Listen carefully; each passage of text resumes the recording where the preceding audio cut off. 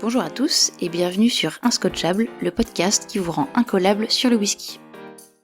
Cette semaine, c'est moi Pauline qui vais passer quelques minutes en votre compagnie pour parler whisky. Et aujourd'hui, je vais vous parler d'une catégorie de whisky assez particulière qui a le vent en poupe en France et de façon globale un peu partout sur la planète. Les whiskies sans alcool. Top ou flop, bonne idée ou concept farfelu, vous en jugerez par vous-même selon les différentes caractéristiques de ces boissons peu conventionnelles chez les amateurs de whisky. Voici donc tout ce que vous devez savoir sur ces Virgin Whisky. Ma première réaction a été de me dire qu'un whisky sans alcool, c'est pas un vrai whisky. Ce serait comme un baba au rhum sans rhum ou des meringues sans sucre. Même si on arrive à remplacer un ingrédient majeur dans une recette, ce sera forcément au détriment du goût ou de l'expérience culinaire qu'on va en avoir.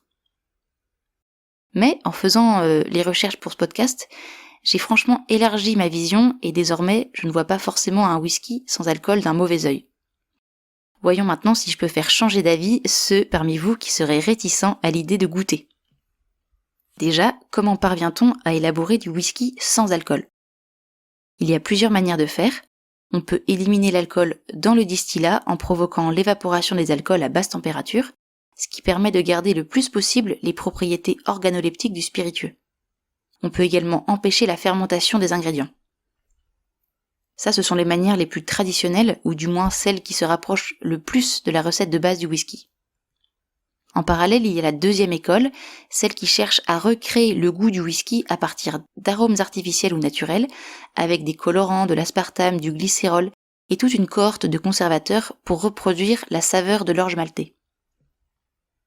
Avec ces différentes méthodes, on obtient ainsi une boisson dont le goût, la couleur et l'odeur ressemblent au whisky, sans les inconvénients qu'on peut trouver à l'alcool pour tout un tas de raisons. Le goût d'un whisky sans alcool est-il vraiment semblable à celui d'un whisky normal ? C'est un point important et assez épineux. J'avais personnellement un énorme a priori sur la question du goût, mais visiblement un whisky sans alcool n'est pas nécessairement synonyme de cheap. De manière générale, le whisky sans alcool a une bouche beaucoup plus légère et une sensation de brûlure moins prononcée, et cela bien sûr dû à l'absence d'alcool. Le goût va dépendre de la qualité de la bouteille que vous allez acheter, car comme pour tout, il y a des whiskies sans alcool de mauvaise qualité et des whiskies sans alcool qui franchement se défendent. Pour moi, le principal écueil de ce genre de boisson, c'est le taux de sucre qu'on rajoute pour imiter les arômes très chaleureux de vieillissement, de bois fumé, de vanille qu'on trouve naturellement dans le whisky. Et tout ce sucre rajouté et ces arômes artificiels vont à mon sens venir rapidement saturer les papilles et provoquer un sentiment d'écœurement. Donc comment choisir un whisky sans alcool qui fasse le taf ? C'est là toute la question. Si vous faites partie de la génération Nolo, alors je suis très fière d'avoir appris ce terme pour mes recherches, la génération Nolo, alors Nolo c'est no alcool ou low alcool. Donc si vous faites partie de cette génération qui boit peu ou pas d'alcool, fiez-vous aux marques reconnues de whisky sans alcool qui ont fait leurs preuves. Sinon, comme je disais, vous risquez de vous retrouver avec une version de qualité douteuse. Je vous propose donc un top 5 de whisky sans alcool qui sont réputés pour faire le job.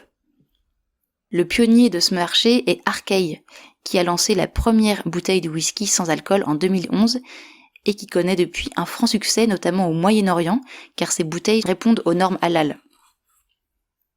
En top 2, c'est la marque la plus populaire et leader de ce marché, c'est Lyre's American Malt, qui parvient à retranscrire toutes les notes emblématiques d'un bourbon, le caramel, la vanille, le chêne, avec des arômes de noix grillées et d'herbes aromatiques, mais ceci dit sans la finale épicée.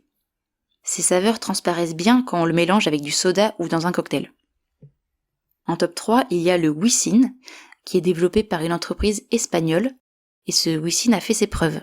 Grâce à la vanille, il a un goût très doux, plus sucré qu'un whisky ordinaire, et il peut se déguster pur avec des glaçons ou en cocktail.